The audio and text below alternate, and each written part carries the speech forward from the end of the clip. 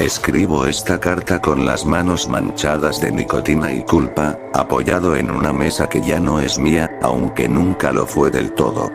La vecindad duerme de una forma extraña, como si supiera que algo se ha roto para siempre y prefiriera no mirar. El foco del pasillo parpadea igual que mi memoria, y cada destello ilumina pedazos de lo que fui antes de convertirme en esto que ahora firma con un nombre que pesa más que la renta atrasada.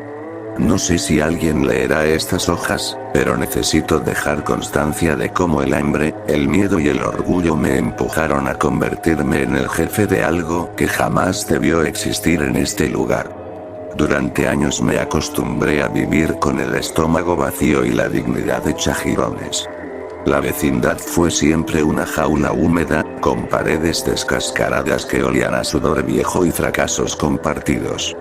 Allí crié a mi hija, la Chilindrina, intentando esconderle la miseria con bromas gastadas y promesas que nunca pude cumplir. Cada noche la veía dormir con los ojos apretados, como si temiera que al abrirlos el mundo fuera todavía peor. Yo también dormía así, abrazando el miedo a que el día siguiente trajera al señor Barriga con su sombra enorme y a su hijo detrás, recordándome que mi vida se medía en deudas. Al principio, todo parecía igual de triste que siempre.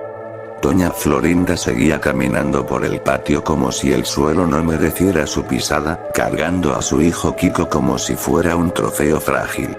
El chavo vagaba entre los barriles con esa sonrisa rota que es peor que el llanto, porque no sabe cuándo detenerse. Doña Clotilde observaba desde su ventana con una soledad tan espesa que se podía masticar. El profesor Girafales aparecía de vez en cuando, alto y fuera de lugar, trayendo consigo un aroma de escuela y de vidas que avanzan, recordándome todo lo que yo no fui. Y yo seguía ahí, atrapado, contando monedas inexistentes y fumando para llenar el vacío. Pero la tristeza no siempre se queda quieta. A veces se transforma en rabia, y la rabia en decisiones.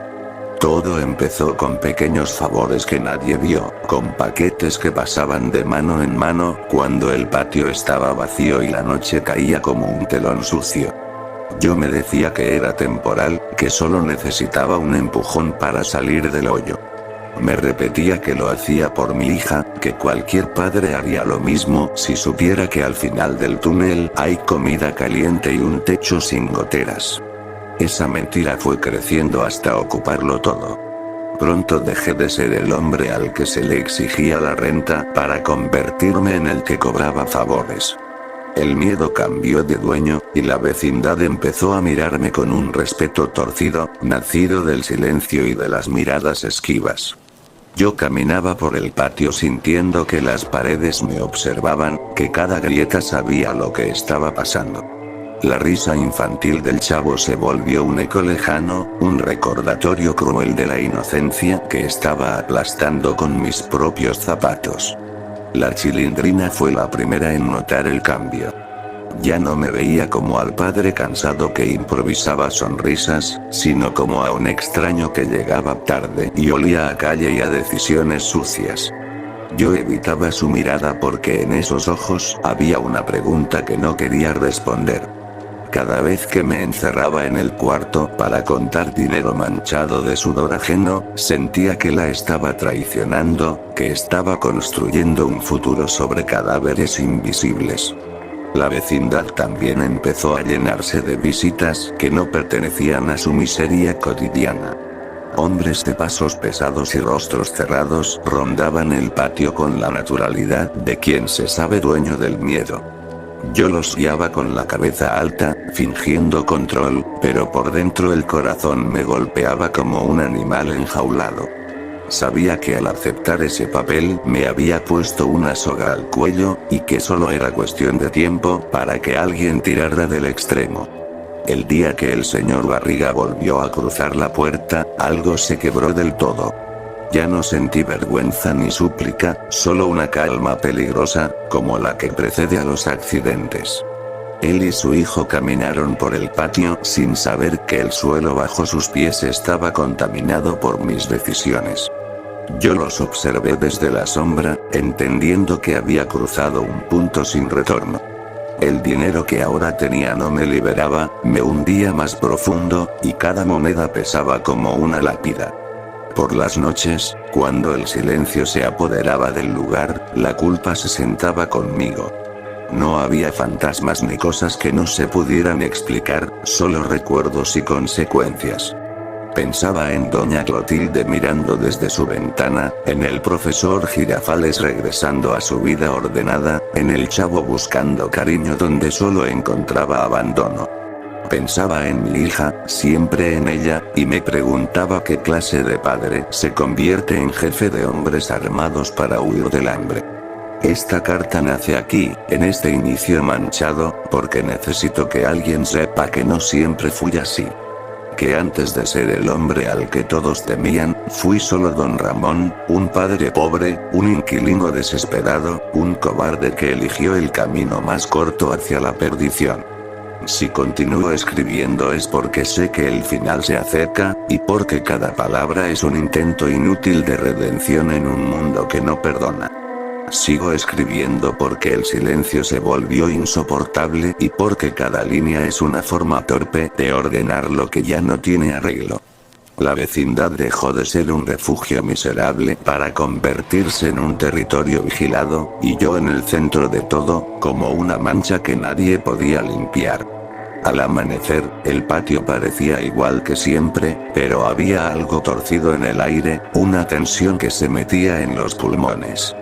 Los niños ya no corrían con la misma libertad y los adultos caminaban midiendo cada paso, como si el suelo pudiera traicionarlos. El poder llegó sin gloria. No hubo celebraciones ni orgullo verdadero, solo una cadena de responsabilidades manchadas que me ataron más fuerte que cualquier deuda pasada. Me convertí en jefe porque otros más violentos decidieron que yo sabía moverme en ese mundo, porque conocía las esquinas, las caras, los silencios. Yo acepté porque ya no sabía decir que no, porque el miedo a perder lo poco ganado era mayor que el miedo a perder el alma. Cada orden que daba me arrancaba algo por dentro, aunque desde fuera pareciera firme. Mi hija empezó a alejarse. La Chilindrina ya no se reía de mis torpezas ni me buscaba para sentirse segura. Se encerraba en el cuarto con una tristeza que no sabía ocultar, y yo entendía que su infancia se estaba pudriendo por mi culpa. Intenté convencerme de que todo era por ella, pero esa excusa se volvió una burla cruel. El dinero llenó la mesa, pero vació el hogar. Cada comida en silencio era un juicio que no necesitaba palabras. Doña Florinda intensificó su desprecio, aunque ahora había algo distinto en su mirada. Ya no era solo arrogancia, era miedo.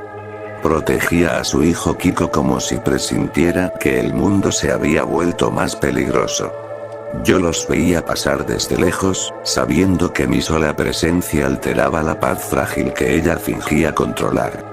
El profesor Girafales llegó una tarde para visitarla, y su figura alta parecía aún más fuera de lugar en medio de esa atmósfera cargada. Traía consigo libros y rutina, y yo sentí vergüenza al pensar que ese hombre educaba mientras yo destruía. El chavo seguía siendo el más vulnerable de todos. Su inocencia se estrellaba contra la realidad que yo estaba ayudando a crear. Lo veía hurgar entre los restos del día con la misma sonrisa cansada, sin entender por qué ahora los adultos callaban al verme. Esa indiferencia dolía más que el odio, porque me recordaba que el daño que hacía no siempre era visible de inmediato. A veces pensaba que si alguien merecía un futuro limpio era él, y sin embargo yo estaba ensuciándolo todo. Doña Clotilde continuaba observando desde su ventana, como si fuera testigo silenciosa de una tragedia anunciada.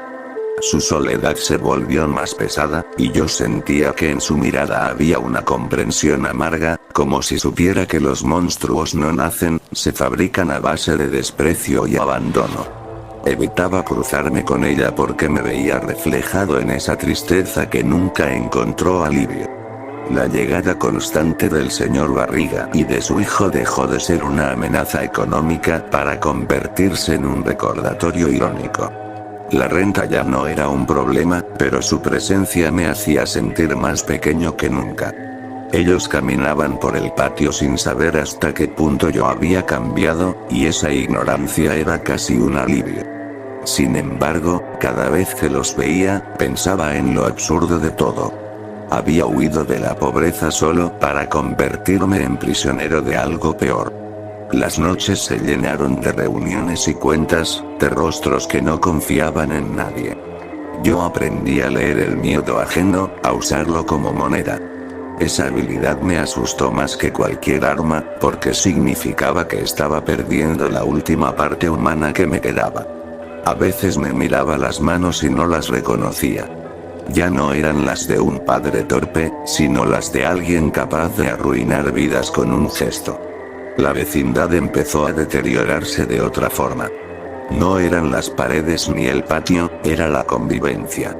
Las puertas se cerraban más temprano, las luces se apagaban antes, y el murmullo habitual fue reemplazado por un silencio espeso. Yo era el centro de ese cambio, aunque nadie se atreviera a decirlo.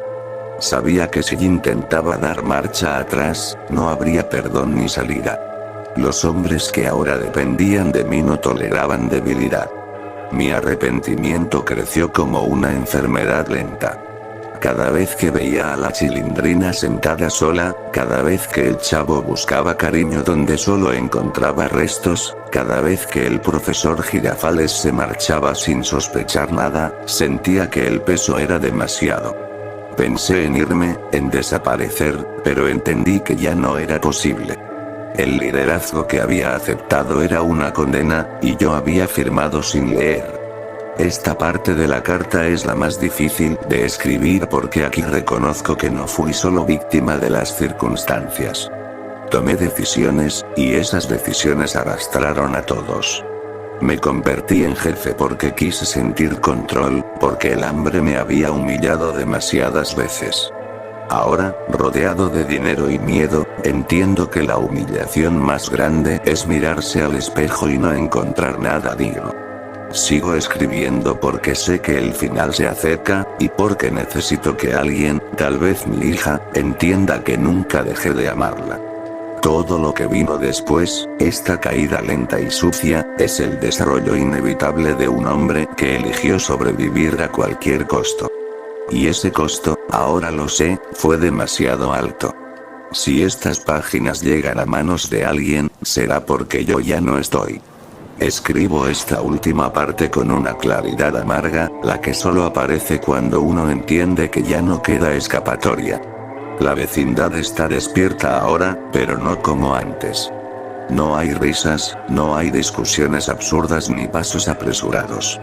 Hay una quietud tensa, como si todos supieran que hoy algo va a terminar, y nadie se atreve a nombrarlo. Anoche tomé la decisión que debí tomar desde el principio. No fue un acto heroico ni limpio, fue simplemente cansancio.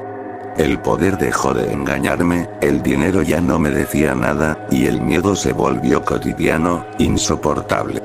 Entendí que mientras yo siguiera respirando como jefe, la vecindad nunca volvería a ser lo que fue, por miserable que haya sido siempre. Yo era el centro del problema, y también tenía que ser el punto final.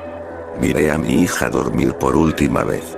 La Chilindrina tenía el rostro tranquilo, ajeno a todo lo que se había construido alrededor de su padre.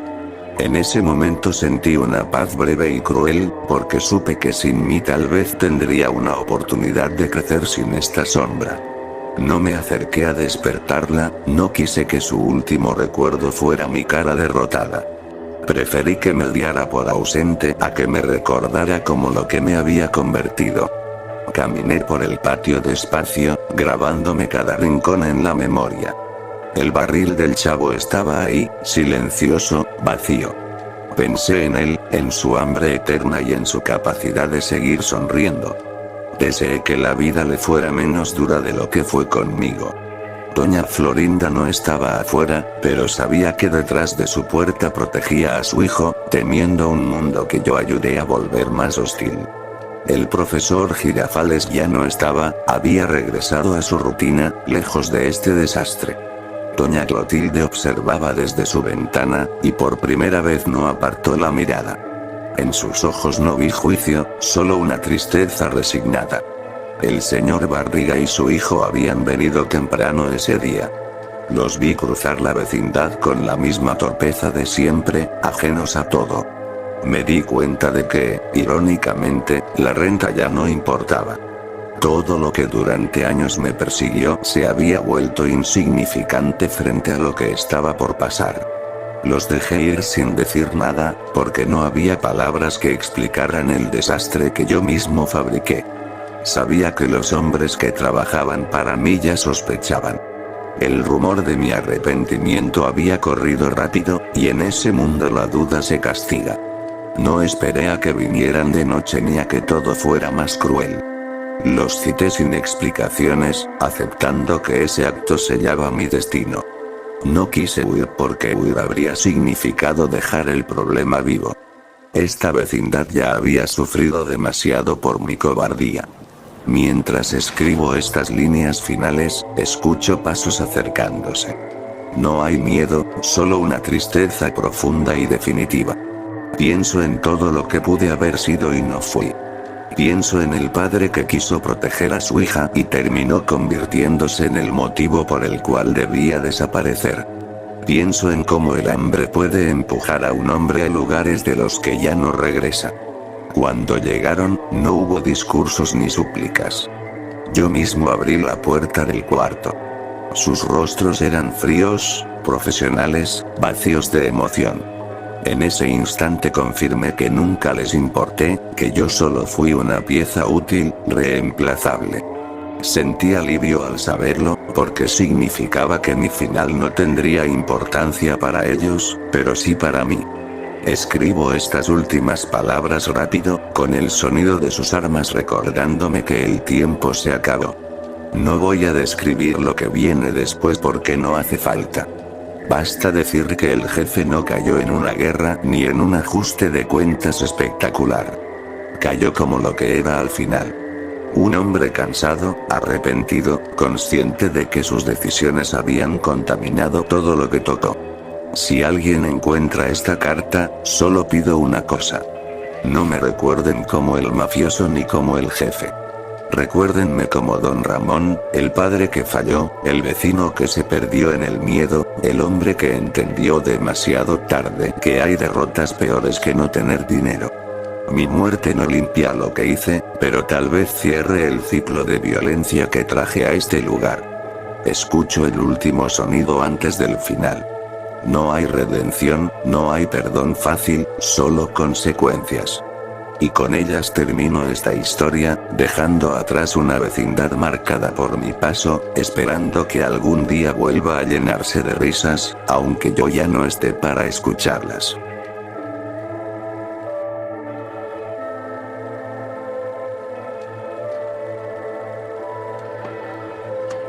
¡Toma! No te doy otra más porque presta para que te salga.